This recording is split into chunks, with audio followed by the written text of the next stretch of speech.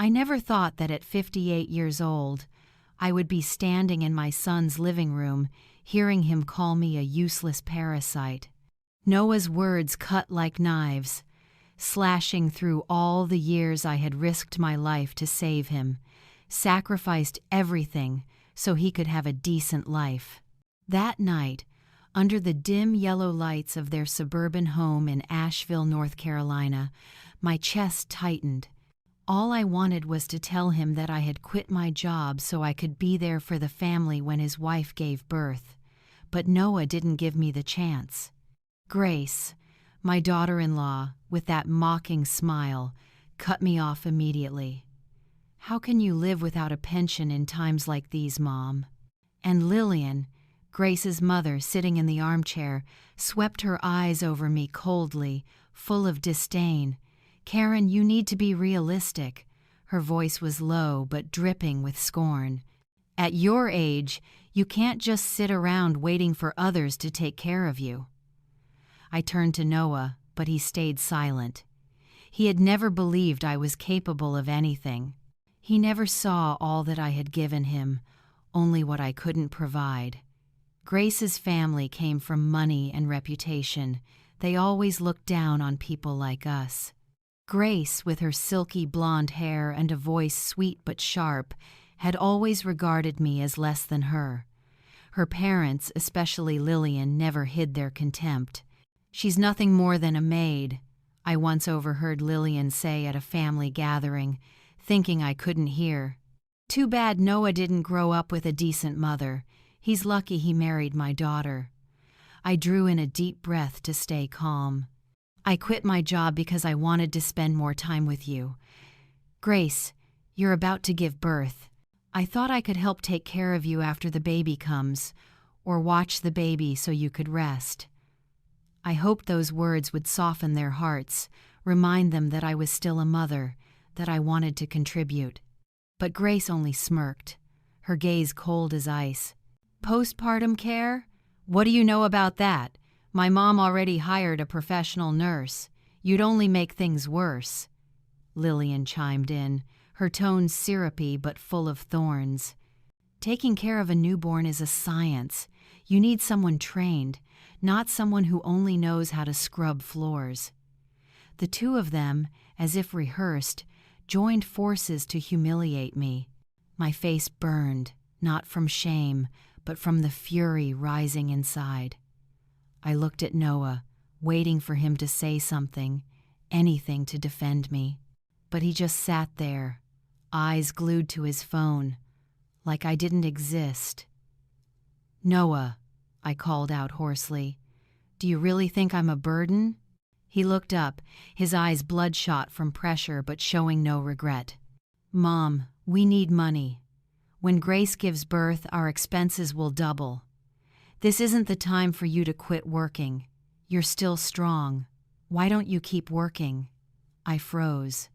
After everything I had done, saving him from death, raising him, buying this house for him with my sweat and tears, he wanted me to keep scrubbing floors to support his family. A knot of pain twisted in my chest, like someone was squeezing the life out of my heart. "Noah," I said slowly, "I bought this house for you. I paid every penny with overtime money, with sleepless nights. Don't you remember?" Grace tossed her hair and cut in before he could answer. "You bought the house. That's why we've let you stay. Otherwise, we would have kicked you out a long time ago, not even to some shabby little apartment." Lillian nodded along as if that were the most obvious truth. I stared at Noah. His eyes were still glued to his phone. "Noah," my voice suddenly calm in a strange way, "do you really want me to keep working as a cleaner, paying for your life, while you call me a parasite?" He glanced up, frowning as if I was bothering him. "Mom, don't complicate things. We just need your help.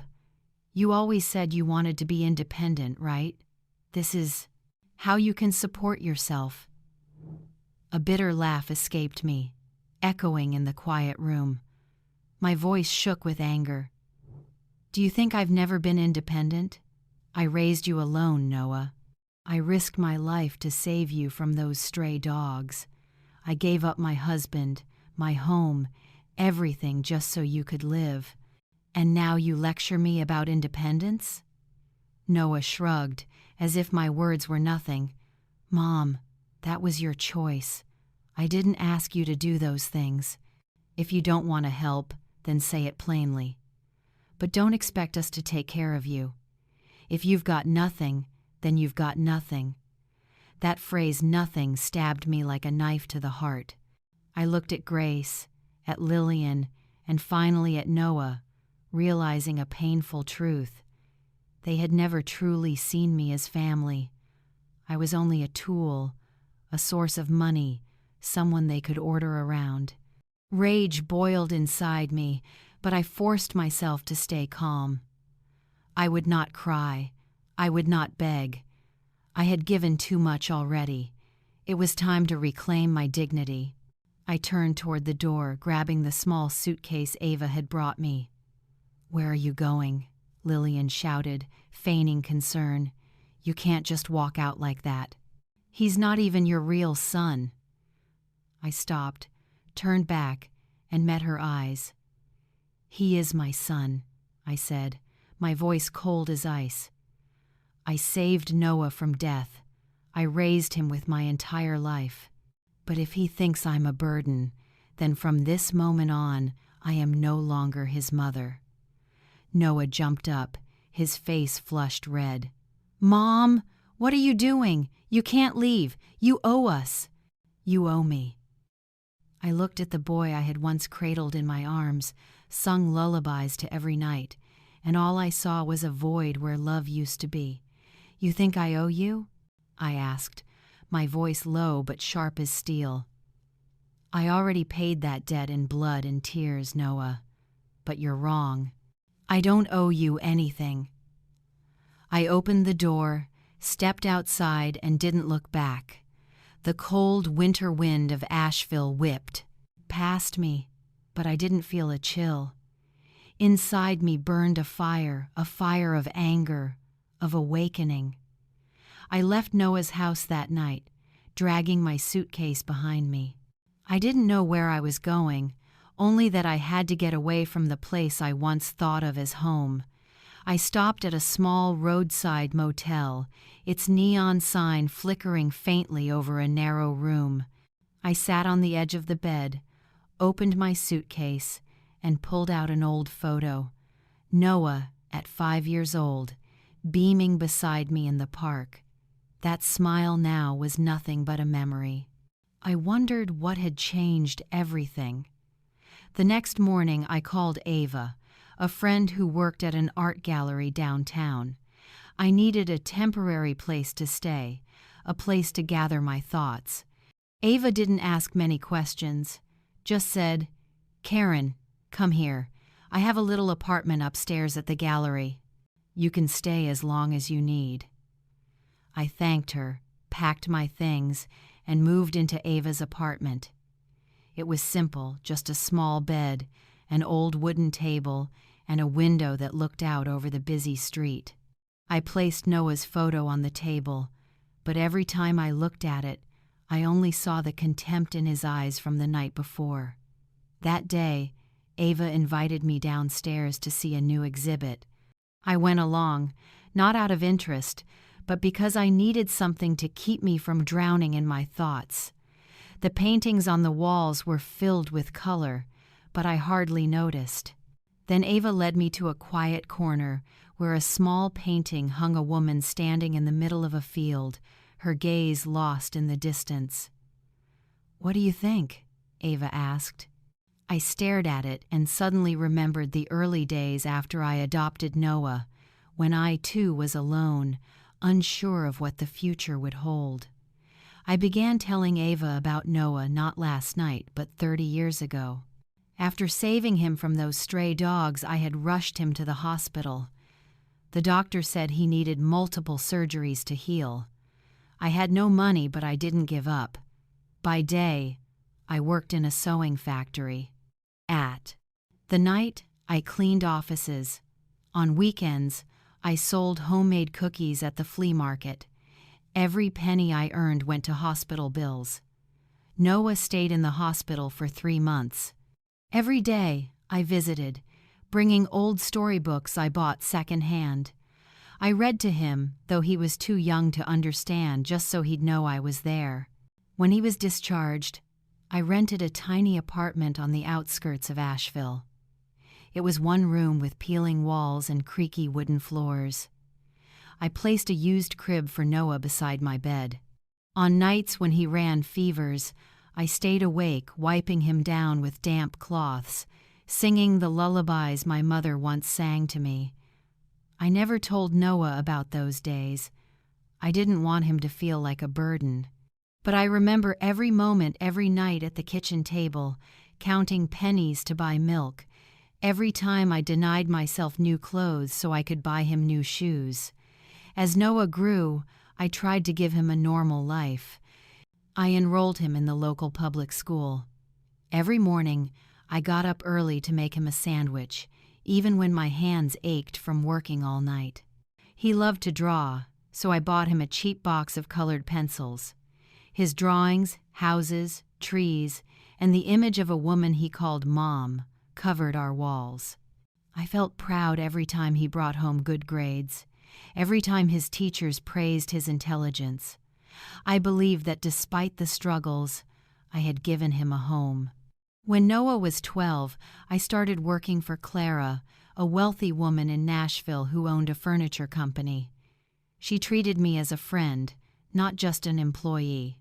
She taught me about art, invited me to exhibitions, and sometimes gave me books on painting. I worked for Clara for 18 years, from the time Noah entered high school until he graduated from college. Every month, I sent money to Noah, even after he moved in with Grace. I never told him I took extra shifts to pay his tuition. I turned down Clara's offer to study painting so I could save for him. When Noah married Grace, I gave them a house in the Asheville suburbs. I had spent 10 years saving for it, working myself to the bone, neglecting my health.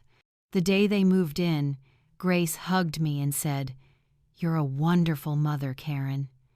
Noah held my hand and promised, "One day, I'll take care of you, Mom." I believed them. I thought it was the reward for years of sacrifice. But now, sitting in Ava's apartment, staring at Noah's photo, I realized those promises were nothing but empty words. On the 3rd day in that apartment, I got a message from Noah. "Mom, we need to talk. You can't just leave like that. I'm sorry for what I said." I stared at the message, my hands trembling. Part of me wanted to call him back, to believe he was truly sorry. But then I remembered the contempt in his eyes. I remembered how Grace and Lillian humiliated me. I didn't reply.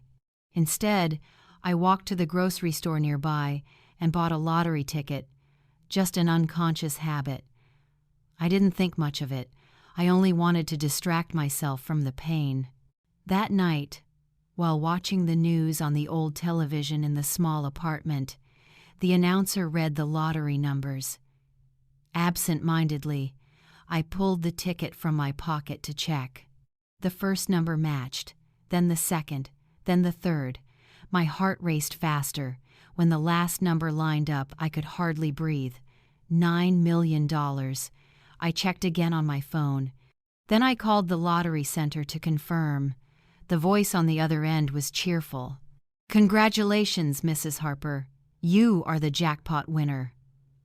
I sat there, the ticket in my hand, not knowing what to do. I thought that if none of this had happened, I would have given that money to Noah on the day Grace gave birth. I imagined him hugging me, thanking me, calling me Mom with love. But after the insults after that night, I wasn't sure anymore. I tucked the ticket into a wooden box on the table, beside Noah's photo. I didn't tell anyone, not even Ava. I needed time to think. A few days later, Ava invited me to lunch at a small cafe near the gallery. While we talked, Lillian appeared out of nowhere. She walked in wearing a costly fur coat, a fake smile plastered on her lips. "Karen, I heard you've been staying here," she said, sitting down uninvited. "Noah is very upset. You can't stay mad at him forever. He's your son and he needs you." I looked at her but said nothing. Lillian kept going, her tone sweet but calculating. "I know you're upset about what was said, but you have to understand. Grace and Noah are under pressure. They're about to have a baby. If you don't help, it'll be very hard for them. I heard there's a job opening at the nursing home. Pays quite well. You should try it." I gripped my coffee cup, struggling to stay calm. "Lillian," I said slowly, "I gave Noah a home, a life. Everything you see. If he thinks I'm a burden, then I have nothing left to give." She frowned, as if I had said something absurd. "Karen, you can't abandon your son. You're his mother. You have a responsibility." I stood, pulling out my wallet to pay for the coffee. "Responsibility," I said, locking eyes with her. "I paid that debt a long time ago. If he wants me back, let him come tell me himself." "You're nothing here," she spat. I walked out of the cafe without waiting for her reply. I once thought I could keep the secret of those $9 million tucked away in the wooden box beside Noah's photo, waiting until my heart softened. Maybe then I would give it to him. But after that encounter with Lillian, her words burned away whatever hope I had left. I couldn't go on fooling myself that Noah would ever change, that he would see me as his mother. That night in Ava's little apartment, I opened the wooden box, looked at the lottery ticket, and made a decision. I would never let anyone belittle me again. The next morning, I called a lawyer named Daniel, someone Ava had recommended. Daniel had a small office in downtown Asheville with wooden shelves stacked with legal files. I walked in carrying the lottery ticket and the confirmation slip from the lottery center. "Mrs. Harper," Daniel said, adjusting his glasses. "Congratulations. This is a large sum of money, but you need to protect it. Have you told anyone yet?" I shook my head. "No one knows. I want to keep it safe, and I need you to help me arrange everything." Daniel nodded, taking notes. He suggested setting up a trust to protect the assets, opening a separate bank account, and making sure no one could dispute ownership of the money. I agreed and signed every paper he handed me. When I stepped out of his office, I felt lighter, as if for the first time I was truly in control of my life. A few days later, I began looking for a place to start fresh. I didn't want to stay in Ava's apartment forever, even though she welcomed me with open arms. I scrolled through real estate listings on my phone and stopped at a luxurious house on the outskirts of Asheville. The house had glass walls looking out to the Blue Ridge Mountains, a wide garden, and a living room large enough to hang the paintings I dreamed of creating. The price was $2 million, but I knew I could afford it. I called the agent and scheduled a viewing for the weekend. That weekend, I went to see it. The agent was a young woman named Jana, her voice soft, her smile warm.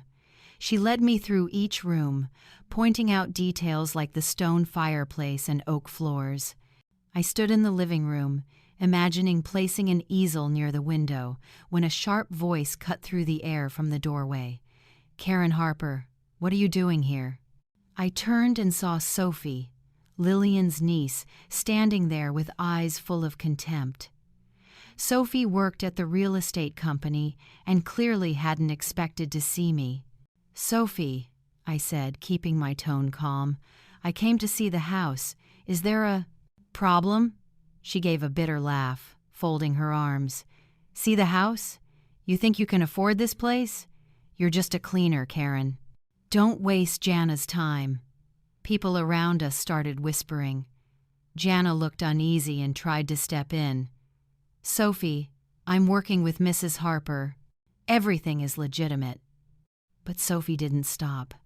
"Legitimate? She doesn't even have $1,000 in her pocket. She just came here to pretend, like one of those people who like to show off." I clenched my fists as anger surged. I had endured enough humiliation from Noah's family, from Lillian, and now from Sophie. I looked her in the eye, my voice like ice. "Sophie, you know nothing about me. I came here to buy this house, and I will buy it today." She sneered. "Buy a house? With what? Your floor cleaning savings? Please, Karen, go back to your poverty." Jana tried to calm things. "Sophie, that's enough. Mrs. Harper has financial documents to prove it." But Sophie snatched the folder from Jana's hands, flipping through it with disdain. $9 million?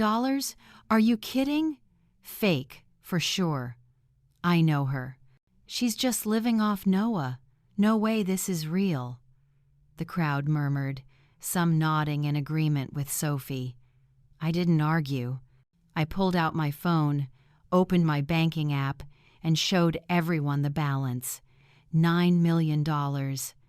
Gasps filled the room. Sophie's face turned pale, her lips trembling. "Where did you get that money?" she stammered. "I won the lottery," I said firmly. "And I don't care whether you believe me or not. Jana, I'd like to sign the contract for this house right now." Jana nodded quickly, her eyes shining with excitement as she prepared the papers. Sophie stood frozen, as if slapped. A middle-aged man, the company manager, walked over and frowned at her. "You insulted a client. Sophie, get out, now." She tried to protest, but he cut her off. "Enough. You're suspended. We'll be reviewing your employment." I didn't look at Sophie as she left, throwing me a hateful glare. I signed the contract, transferred $2 million, and received the keys.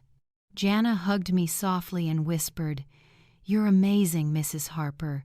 Thank you for trusting me." I smiled, though inside the anger still smoldered. Sophie was just one small piece of all those who had belittled me. I knew the story wasn't over. A few days later, I moved into the new house. I bought a new easel, a set of paints, and began to work. The first strokes were clumsy, but I wasn't in a hurry. I wanted to find myself again, just like Clara once encouraged me to. But one afternoon, Noah appeared at my door. I saw him through the security camera, hands shoved in his pockets, eyes tired. I didn't open the door. Instead, a message arrived on my phone. "Mom, I heard you won the lottery. Why didn't you tell me? We need to talk." I stared at it, my finger hovering on the screen. I replied, "Noah, if you want to talk, come as a son, not as someone asking for money." He didn't respond, but that night Grace called. Her voice was sweet, nothing like the night before. "Mom, Noah is so sorry. We want to invite you to dinner.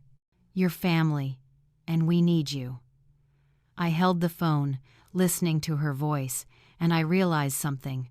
They weren't sorry for insulting me. They were only sorry for missing the chance to touch $9 million. I didn't answer right away. Instead, I walked out into the garden, standing under the sunset with the Blue Ridge Mountains in the distance. I had saved Noah, raised him with my whole life, but now he only saw me as a bank. I finally replied to Grace, "I'll come to dinner, but don't expect anything from me." That night, I got ready to go to Noah's house. I wore a simple dress, no jewelry, no pretense. I wanted to face them, not to reconcile, but to make clear that I was no longer the mother they could command. When I arrived, Noah opened the door, forcing a smile. "Mom, come in. I'm sorry for what I said." Grace stood behind him, her hand on her pregnant belly, calculation in her eyes. Lillian sat at the table with that all-too-familiar fake smile. "Karen, how lovely to have you back," she said, her voice sickly sweet. Dinner began, no one mentioning what happened the other night. Instead, Grace asked about the new house. "I heard you bought a beautiful place, Karen. Is that true?" I nodded, sipping my water. "Yes, I won the lottery, so I thought it was time to live for myself." Noah cleared his throat, glancing at me. "You won the lottery. How much, Mom?" I met his eyes, my voice deliberate. $9 million. But don't worry, I don't plan to spend it all on myself. The room went silent. Grace smiled tightly, but I saw her grip her napkin hard. Lillian spoke up. $9 million, Karen. What do you plan to do with it? Noah and Grace are about to have a baby. You should think about your grandchild's future." I set down my fork and knife, looking at each of them. I once thought I would give this money to Noah when the baby was born. But after they called me a burden, after they told me to clean in a nursing home, I wasn't sure they deserved it. Noah slammed his hand on the table, his face red. "Mom, you can't do this. I'm your son. You can't keep all that money." Grace jumped in, her voice shaking. "Karen, you can't be that selfish. We're family." Lillian shot to her feet, pointing at me.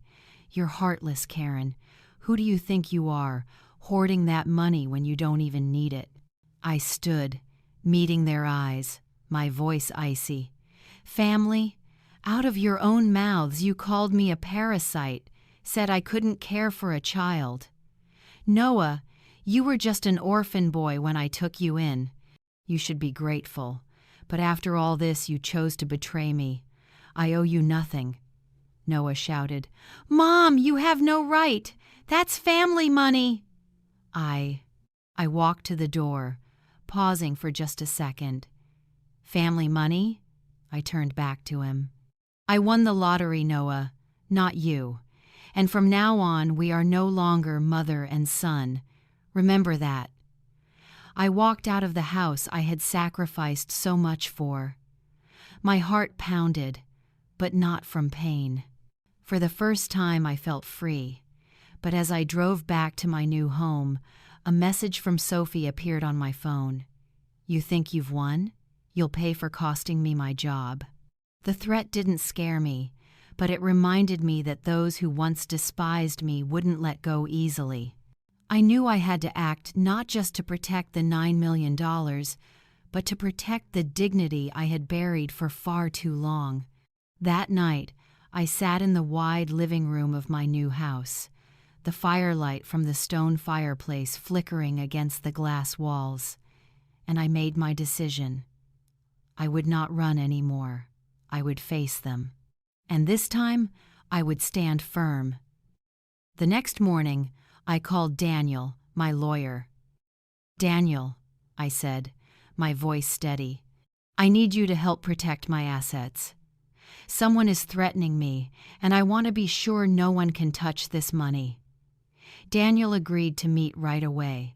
He read Sophie's message, frowning. "Mrs. Harper, this could be considered harassment. I advise you to keep all evidence texts, emails, anything. If necessary, we can file for a restraining order." I nodded, handing him a copy of the message. Daniel went on. "I also recommend making your lottery win public, but in a controlled way. If you keep it secret, people like Sophie will spread rumors. If you come forward, they'll have no ground to lie." I thought for a moment, then nodded. "Do whatever needs to be done. I want this to end." Daniel contacted a friend at the local Asheville paper and arranged a short interview. I didn't want to flaunt it, but I understood Daniel's point. Going public would allow me to control the story. The next day, a young reporter named Mia came to my home. Mia was enthusiastic, carrying a small recorder. "Mrs. Harper, people in Asheville are curious. An ordinary woman suddenly wins $9 million. How do you feel?" I smiled, taking a sip of tea. I don't feel special. I'm just a mother who worked all her life. This money gives me a chance to finally live for myself. Mia nodded, scribbling notes. There are rumors you plan to keep all the money and not share with your family. Do you want to respond? I looked her straight in the eye. At first, I planned to share this money with my son and daughter-in-law. When I decided to retire, I said I wanted to help them because Grace was about to give birth. I hoped they would be happy and grateful. Instead, they pushed me to work again, even suggested I find another job to make money. They didn't want gratitude. They wanted to exploit me. And I realized, if they can't appreciate me, they don't deserve it. The interview was published that weekend, along with a photo of me in my garden holding a paintbrush. The headline read, "Asheville Mother Wins Jackpot from Sacrifice to Freedom."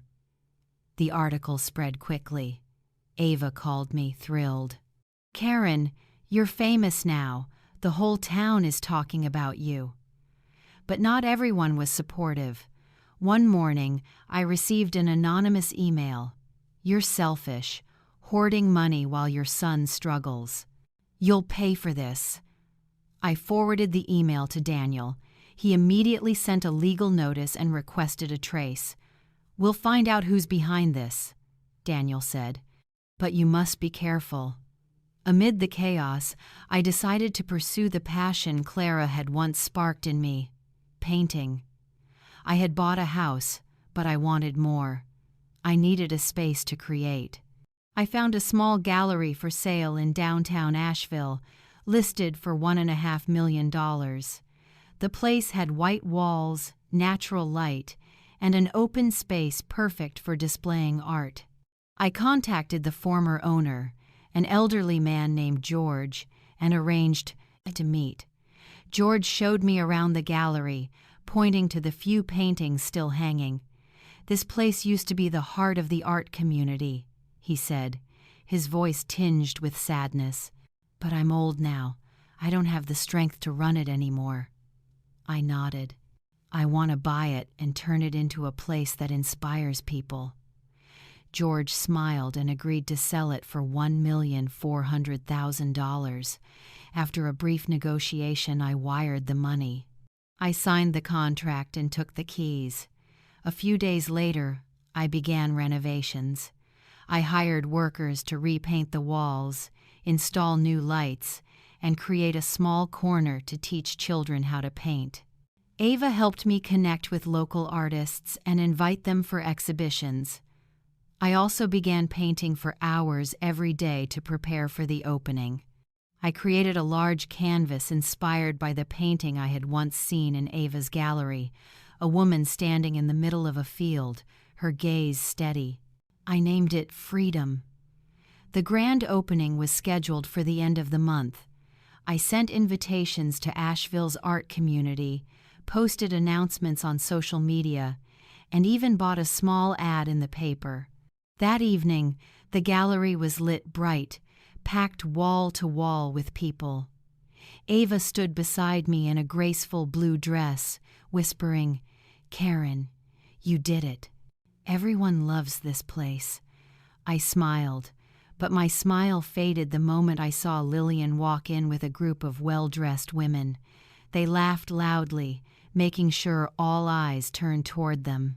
Lillian came close, her lips curled in a fake smile. "Karen, I didn't think you could pull it off. An impressive gallery for someone who used to just scrub floors." The crowd began to murmur. I kept my voice steady. "Lillian, I'm not a maid anymore. This is my dream, and I'm living it," she sneered. "A dream? You think a few paintings and lottery money make you an artist? You're still the same Karen Harper who scrubbed for Noah." Her friends burst into mocking laughter. One woman in oversized sunglasses chimed in, "I heard you kept all the money for yourself, not giving your son a single dime. Shameful." I clenched my fists, but I didn't waver. I turned to Ava. "Ava, Please bring everyone to the main piece." She nodded and guided the crowd toward Freedom, hanging in the center of the gallery.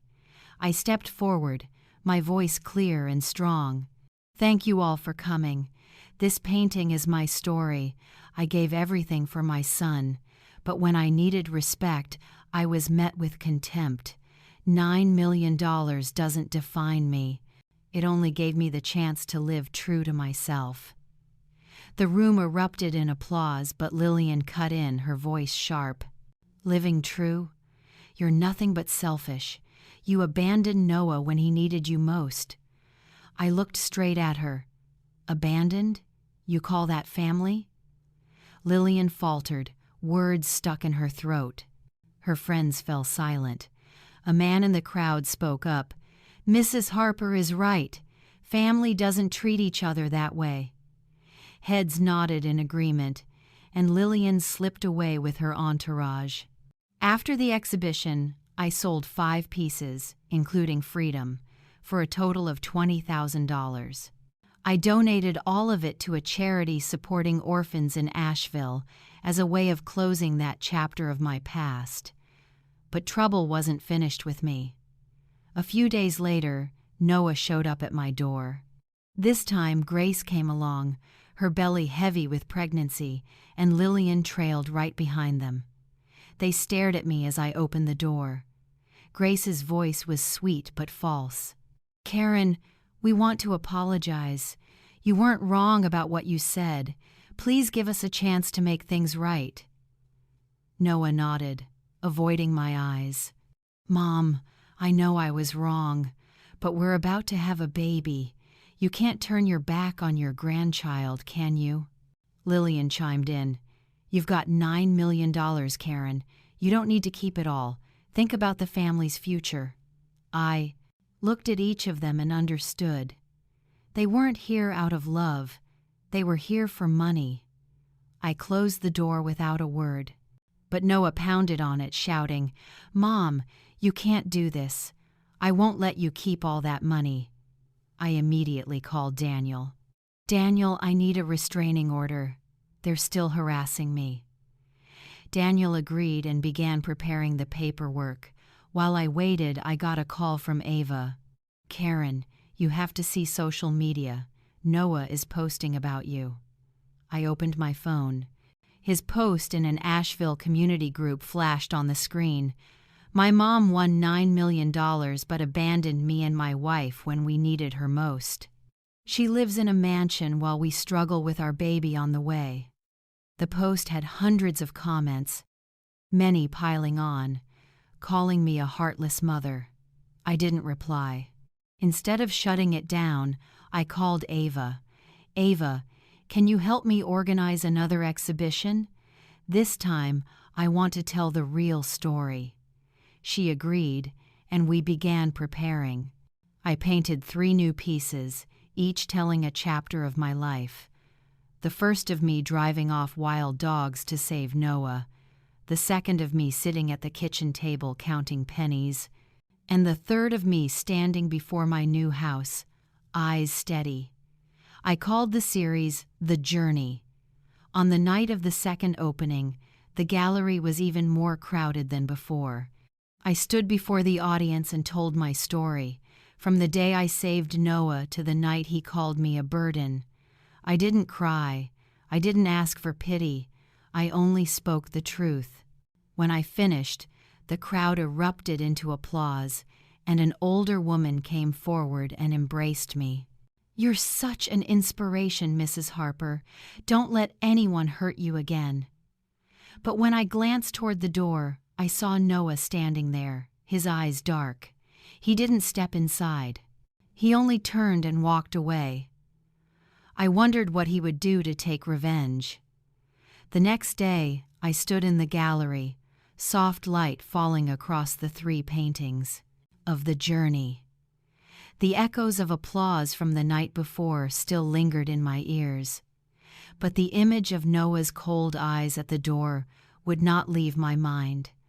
I knew he hadn't come to reconcile. He had come to continue the war I wanted to end. But this time, I wasn't afraid. That night, I sat in the studio of my new home. I placed a blank canvas on the easel and began. The first strokes were blue, like the Asheville sky, like the hope I was reaching for. The next morning, Ava came to the house with a stack of letters from people who had attended the exhibition. "Karen, you have to read these," she said, her eyes shining. I opened each envelope, reading words of encouragement from strangers. A young woman wrote, "You inspire me to live true to myself," an older man shared. "I lost contact with my son, but your story made me want to try again." Those letters, like pieces of a puzzle, showed me that my story wasn't just about pain, it was also about strength. I decided to turn the gallery into more than just a place for art. It would be a space where people could share dreams and heal.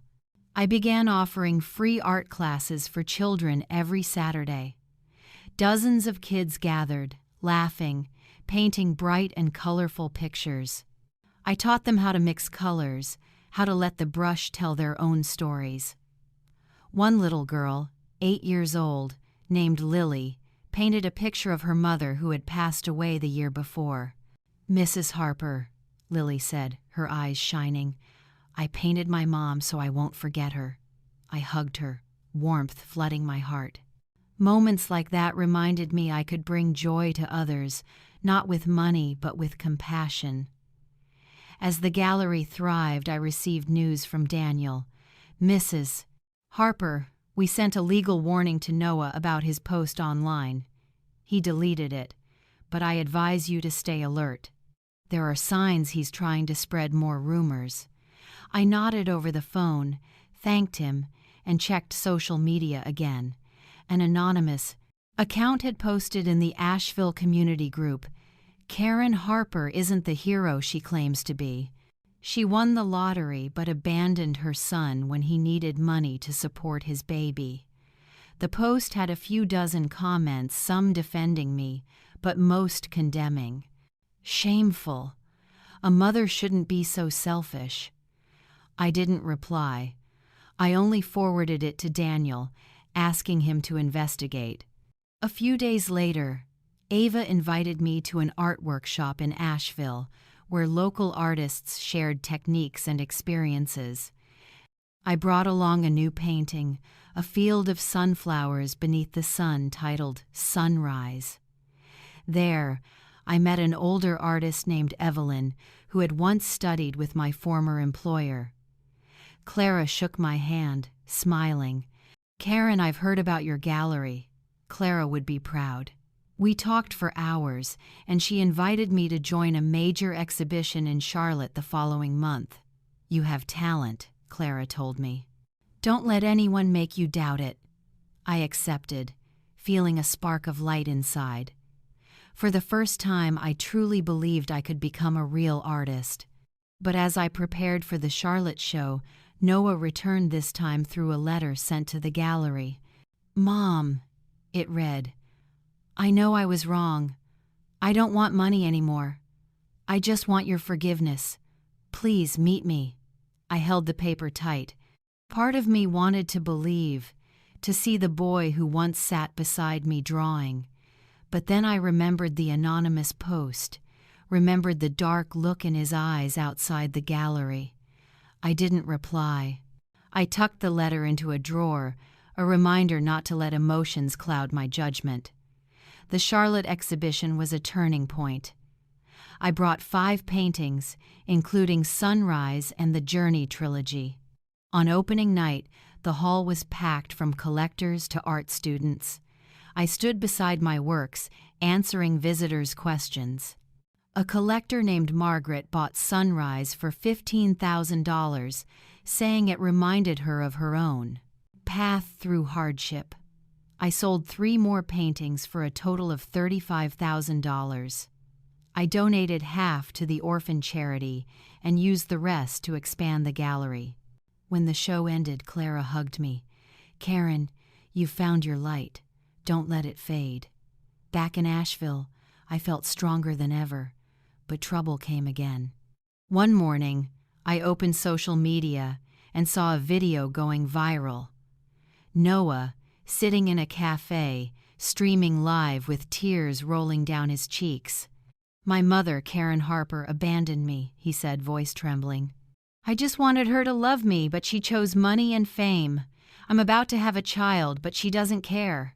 The video had thousands of views. The comments poured in, full of outrage. "A mother like that deserves no respect. Poor Noah. He just wanted a family." I called Daniel right away. "Mrs. Harper," he said, "this is public defamation. We can sue, force him to take the video down, and demand damages." I agreed, but I wanted more. I didn't just want to defend myself. I wanted to tell the truth. I reached out to Ava, and we planned a live broadcast from the gallery. "Ava, are you sure?" she asked. "This will be a big step." I nodded. "I have nothing to hide. People deserve to know the truth." That evening, I sat in front of the camera at the gallery, with the Journey trilogy behind me. Ava handled the technical side, her eyes full of encouragement. I drew a deep breath and began. "Hello, everyone. I'm Karen Harper, the mother Noah calls heartless. I want to tell you the real story. 30 years ago, I saved Noah from a pack of wild dogs in Asheville. I adopted him, even though it meant giving up my marriage and everything I had. But when I needed respect, he called me a burden. He told me to go clean in a nursing home." I held up scanned copies of adoption papers and tuition receipts I had paid for Noah. "I won $9 million, I continued. "At first, I planned to share it with Noah, but after what he and his family did, insulting me, belittling me, I decided to live for myself. I didn't abandon Noah. I just chose not to let myself be trampled anymore. I ended by inviting everyone to the gallery, where I would donate $10,000 to an orphan charity. The broadcast exploded. Thousands tuned in. Comments flooded the screen. "Karen, you are an inspiration. Noah should be ashamed for lying." Some skeptics asked, "Do you love Noah? Why cut him off?" I answered directly, "Love doesn't mean letting others exploit you. I gave Noah everything, but I also need to respect myself." Public opinion began to shift. Noah's video lost traction, and more people stood by me. A few days later, Daniel called. "Mrs. Harper, Noah has taken down the video and posted a public apology. We also have a temporary restraining order. He can't mention you online anymore." I thanked Daniel, but I knew Noah wouldn't give up easily. Sure enough, a week later, another letter came, delivered through Ava. "Mom," it read, "I don't want war anymore. I just want you to come back. I promise I'll change." I read it but didn't reply. Instead, I painted a new piece, myself standing on a hill, looking down into the valley. I titled it Rebirth. The gallery kept drawing more people. I started working with schools, offering painting classes for underprivileged kids. Lily, the little girl who once painted her late mother, became a regular student. One day, she gifted me a painting of me by my easel, smiling bright. "I want to grow up strong like you," Lily said. I hugged her, feeling I was building a new family not bound by blood, but by respect and love. But just when I thought I could move forward, Grace's message struck like a stone thrown into the calm pond I was trying to create. "Noah had an accident. He's in the hospital. Please come." I sat in my studio, Rebirth still wet on, the canvas, sunlight from the window catching its blue and yellow strokes. My hands trembled as I held the phone, reading the message again and again. Part of me wanted to run straight to the hospital, to believe he truly needed me, that this wasn't another trick. But after all the insults, the slander, the false letters. Trust didn't come easily. I called Ava and told her. "Karen," Ava said cautiously, "you should verify first. He's hurt you too much already." I nodded, though she couldn't see me. I decided not to go right away. Instead, I called Daniel. "Daniel," I said over the phone, "I got a message from Grace saying Noah had an accident. Can you check if it's true?" Daniel agreed, promising to contact the hospital and Asheville police. While I waited, I turned back to the painting, letting the brush carry my thoughts. I painted a small winding path across the hill, as if I were walking it myself without looking back. Hours later, Daniel called back. "Mrs. Harper, there are no records of any accident involving Noah. I checked with the hospital and police. It looks like a trick." I sighed, not surprised but still pierced by a dull ache in my chest. "Thank you," I said, and hung up. I texted Grace back. "If he truly needs me, send hospital documents. I won't come for a lie." She never replied. I knew I had done the right thing, but the choice wasn't easy. Noah had once been my whole world, the boy I saved from wild dogs, the son I raised with sweat and tears. But now I understood. Love doesn't mean letting yourself be used. I rose, stepped out into the garden behind my home.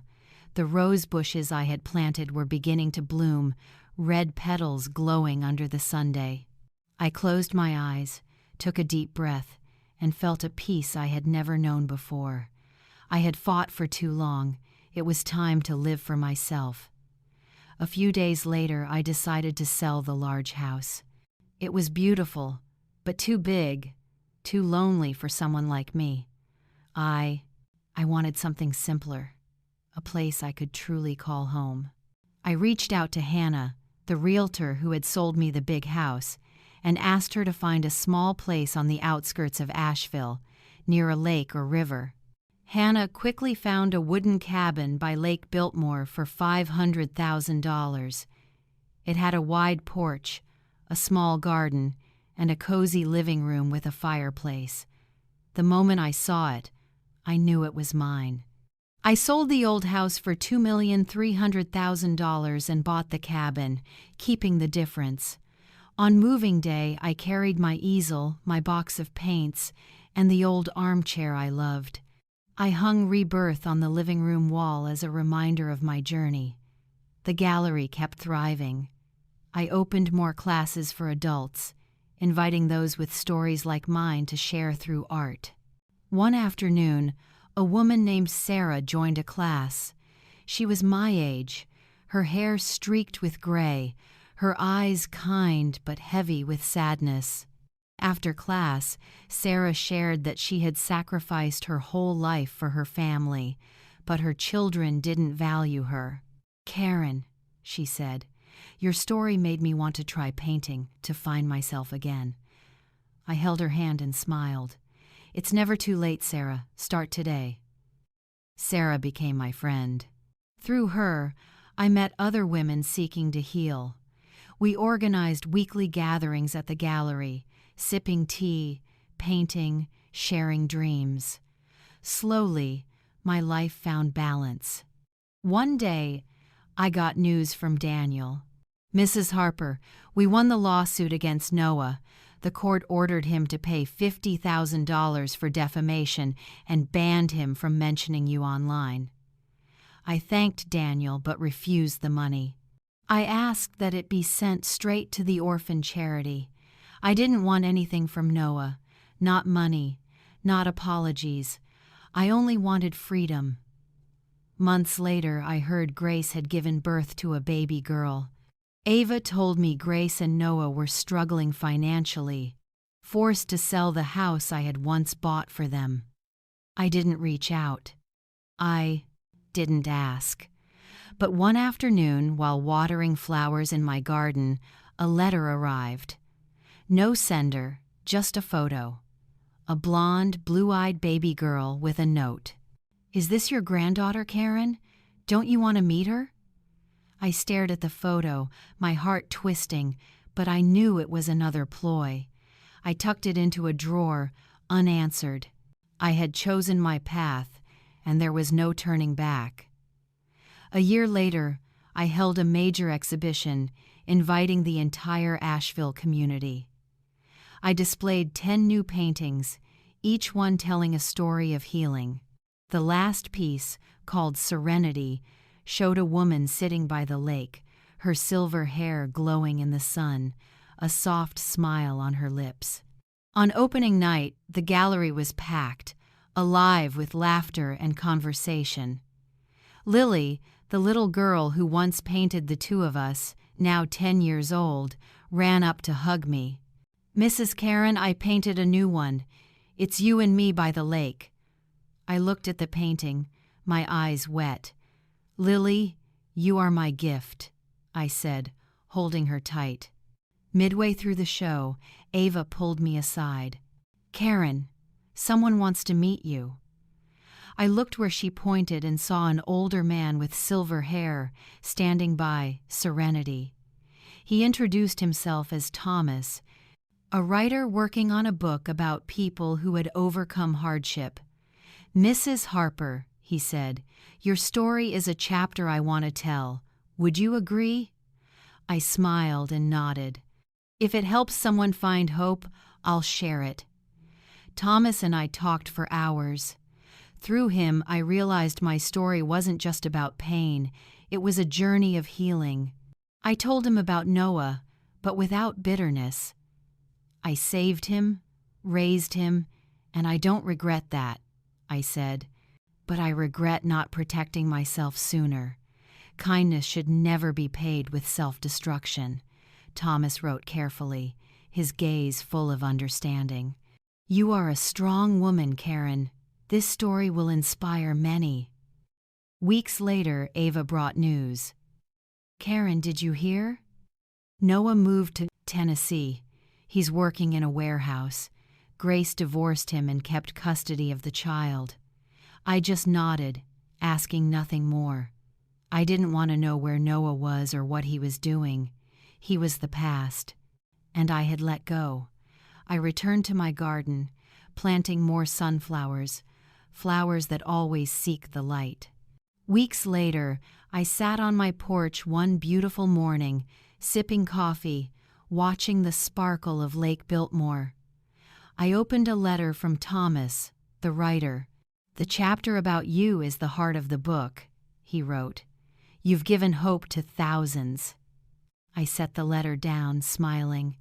Thomas's book sold tens of thousands of copies. I received letters from everywhere.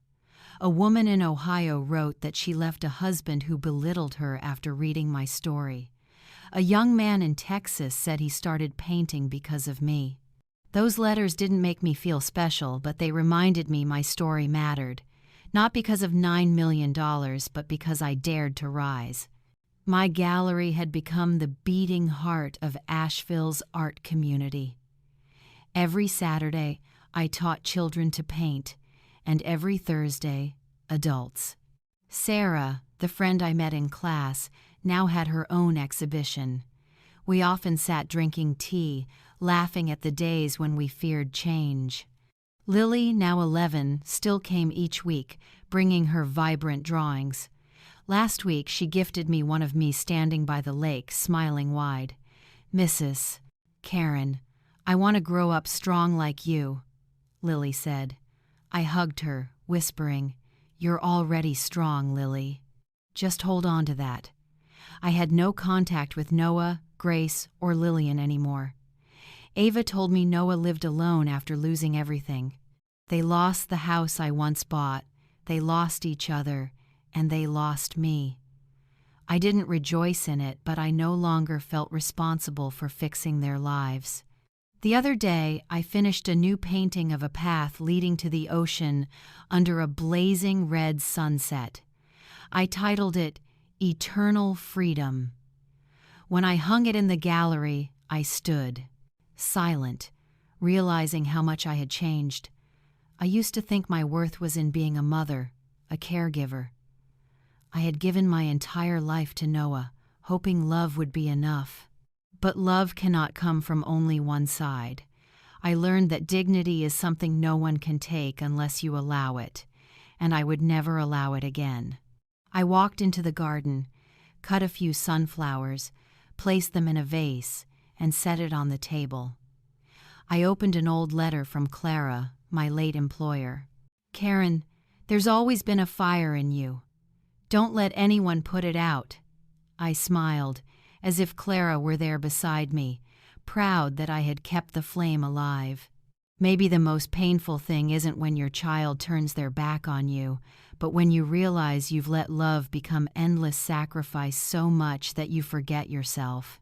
But because of that, I learned true love must come with respect, and dignity, no one can take it unless you give it away. Now, I no longer blame Noah, nor regret what's been lost. I only feel relief that I finally chose to live true to myself. And I believe that sometimes distance and letting go can also be a form of love, loving yourself so you can give healthier love to the world. What about you? If you were in my place, would you keep enduring just to hold on to what's called family, or would you stand up and reclaim yourself?